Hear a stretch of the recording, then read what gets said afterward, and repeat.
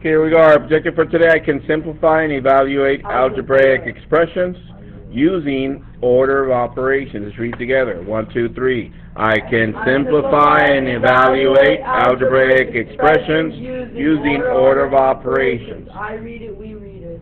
So, today we started a new concept, so by looking at it, it looked like our new concept would be what? Algebraic expressions. That is correct. That's why you need a fair model for today. Write that in your fair model, please.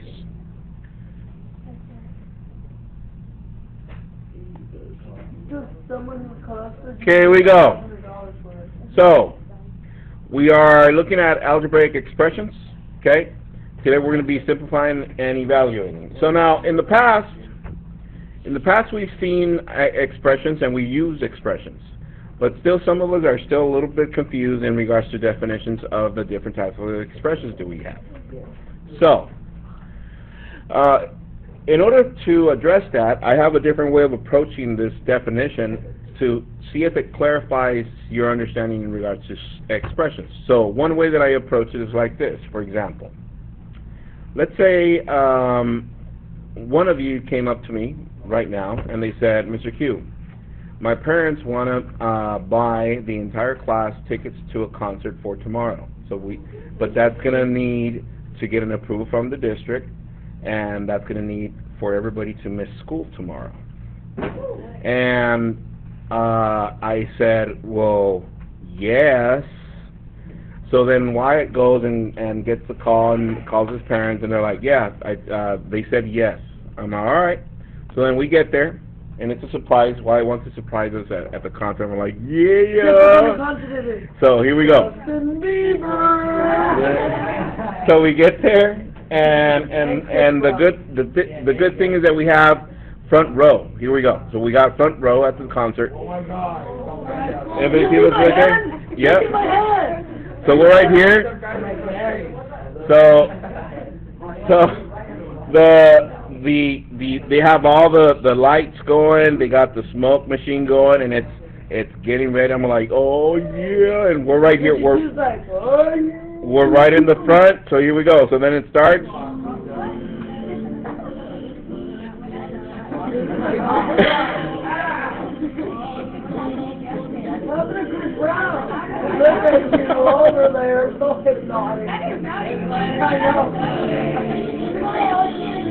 So, we're right there, and we're like, yes. So everybody's looking at each other like, we have 4 more hours of this? Yes. What kind of music is this, by the way? Opera. So, check this out. But this guy's name's Andrea Bocelli. He's an Italian. And, guys, he's blind, by the way, but his voice is really, it's a great voice. And many times he brings in special artists to sing with him. So, Wyatt knew what he was doing, so he's like, I have a special guest coming in, and all of a sudden,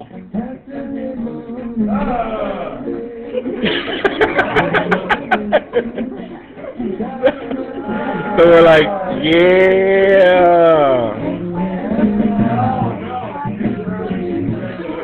So, are we still listening to opera? No, we're listening to reggae pop kind of music, right? So check this out. So math works the same way, and that's why I wanted to use this approach with music. So check this out. Focus, please. So we started off with opera, but as soon as they added that little riff of the guitar and the little different rhythm and a different vocal, all of a sudden it became something else. It wasn't opera anymore, it became something else. Alternative? Well, whatever you call it. In math, when we first started with mathematics when we were younger, same thing. When we first started, we started looking at numerical stuff. We started counting, we started multiplying, we started adding. Who remembers that from kinder, first grade, and all that, right? But then as soon as you started getting to 5th, 6th, 7th grade, and now in algebra, it became something else. That something else is called algebraic expression. Everybody with me? So, on the Q side, write this down. I want you to write numerical, so like that you can remember what they look like. So what do numerical expressions look like? Here's one. 23 Michael Jordan. So this is a numerical expression. Let me show you other numerical expressions. 23 plus 4. Oh! 23 minus 5. 23 times 7. And 23 divided by 6. So now, all of those are numerical expressions. Write those down, please.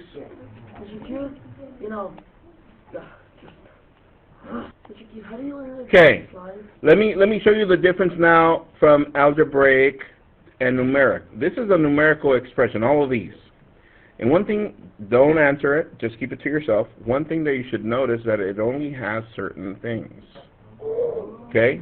Now let me show you algebraic. Keep it to yourself. Let me show you algebraic expressions. 23 quinceanilla.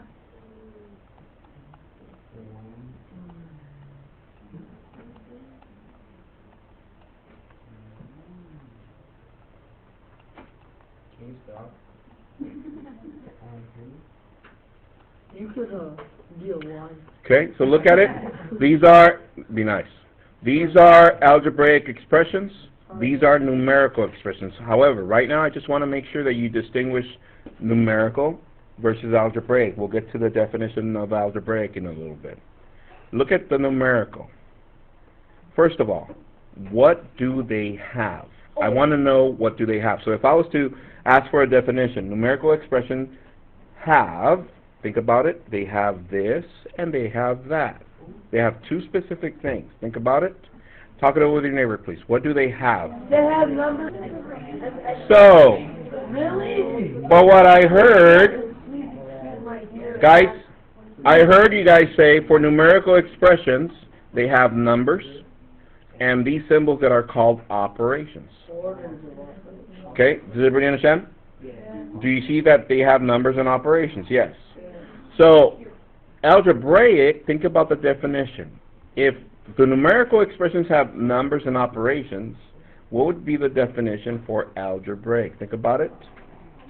Talk it over with your neighbor. What would be the definition for algebraic expressions?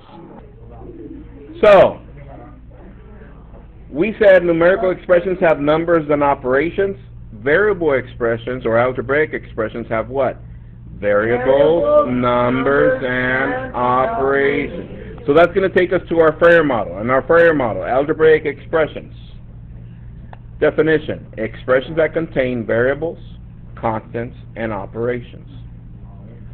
Examples. We have x plus 3, m minus 7, 2 times y, and k squared divided by 5.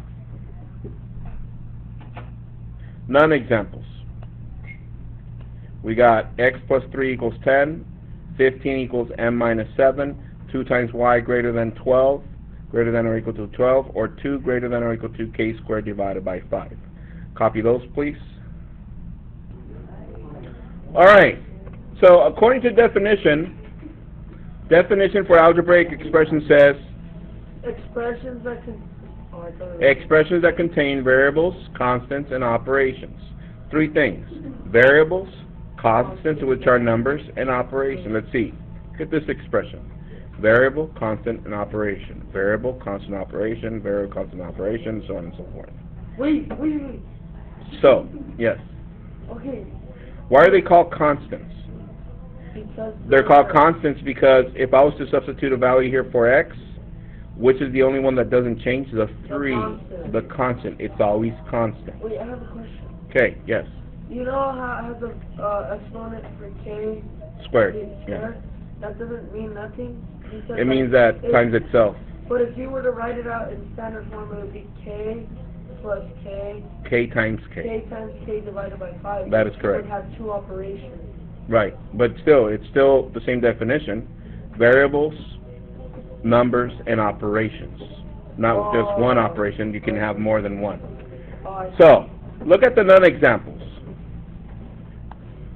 We got x plus 3 equals 10, 15 equals m minus 7, 2 times y greater than or equal to 12, 2 greater than or equal to k squared divided by 5.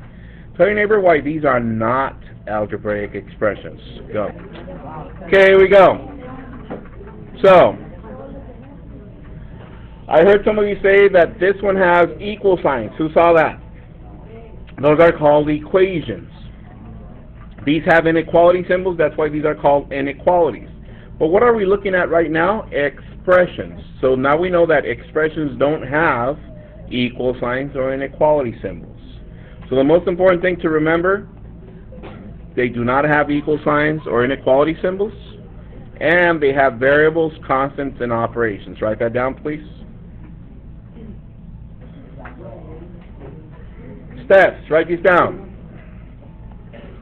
Underneath your FAIR model, it says, to simplify and evaluate algebraic expressions, number 1, substitute given values for the variable. Step 2, use the order of operations. Step 3, use the CAD properties to combine like terms.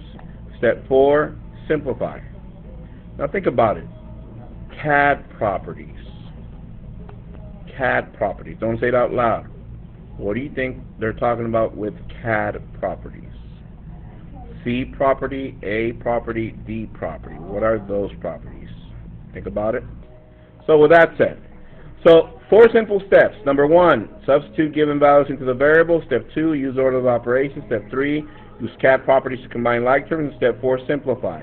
So some words to circle would be substitute. Step 2, circle the words order of operations. Step 3, circle CAD properties. Those are the things to remember for each step. And at the end, just simplify. And that's pretty much what we do at the end of everything, right? Okay.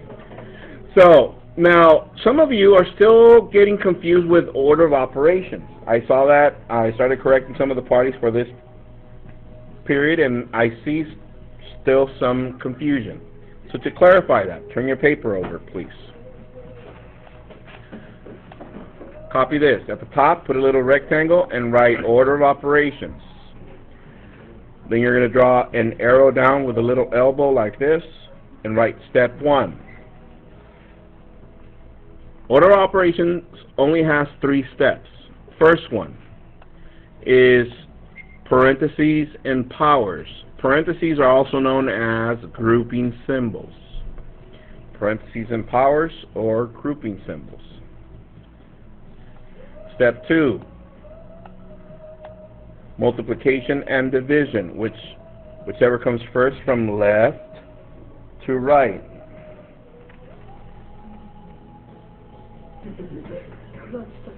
Okay, and step 3, simplify. Addition and subtraction, whichever comes first from left To right. to right. Okay? So it's 3 steps. Parentheses and powers, or instead of parentheses, let's think about it with grouping symbols. What's that? Why? You can barely see it? Okay, let me see if I can do something here. Give me a second. Like, you should put the... How about that? Is that better? I can't see. Okay. Well, there you go. So, where it says on the first box, where it says grouping symbols or parentheses. Now, before when you first started using order of operations, the most common grouping symbol was parentheses. But as you continue moving on with your mathematical career, there's going to be other grouping symbols that we've been using now. Now, let me show you the different ones that we've been using. Some of you that don't realize that they are grouping symbols. Here it goes. The first one. The easiest one to remember is the parentheses, right? However, another grouping symbol is this one. Brackets. From there, another one. Braces. And those are they're used to write sets of numbers, sets of whatever. Okay. Another grouping symbol is this one. What is that? A radical, because it separates stuff that's inside of the radical and stuff that is outside of the radical. So write those down, please. And another grouping symbol that maybe you guys forgot it was is this one. Division. Division symbol, or a fraction bar. Why? Because check this out. If I was to give you a fraction such as 2 times 5 over 2 plus 3, this is saying that the fraction bar is a grouping symbol, which tells us to first focus on the numerator, simplify as much as you can, then you go to the denominator and simplify as much as you can. But you need to do it in that order. And I'm going to show you some of the mistakes, common mistakes that you've done before, and that hopefully this will clear it up. Okay? Alright, so with that said, order of operations, it's got 3 steps. Number 1, parentheses and powers, or grouping symbols and powers. Okay? Step 2, multiplication and division, and we're always looking at it from left to right, whichever comes first. And number 3, addition and subtraction, whichever comes first from left to right. Why is it doing that? Oh, it's because I have the eraser on and it thinks I need to erase something. Alright, any questions? We're good? Okay, copy this down, example number 1A and B. Copy this down. There it is. Example 1A and B. Oh, let me move B.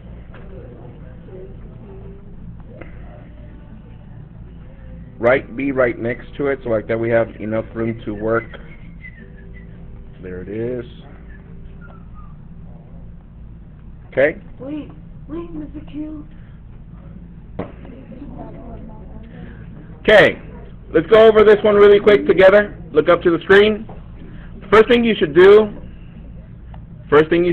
is write your order of operations. PEMDAS, but look, I'm going to write PE together. I'm going to leave a space, MD, and leave a space, and AS. Why? Because how many steps is the order of operations? 3 steps. Yes. So first thing is first. We're going to look for order of operations, and we're looking at parentheses or grouping symbols. Let's look at this. Are there any grouping symbols? No.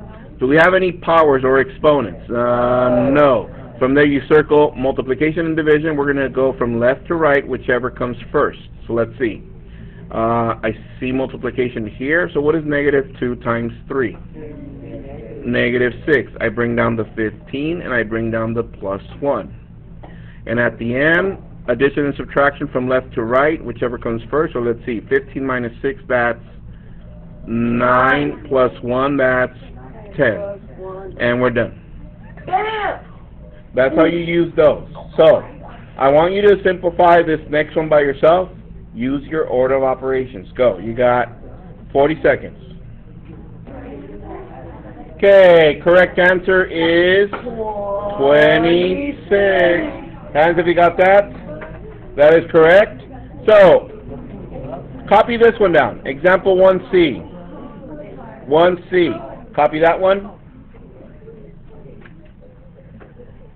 Let me erase the instructions because pretty much we're simplifying for all of them.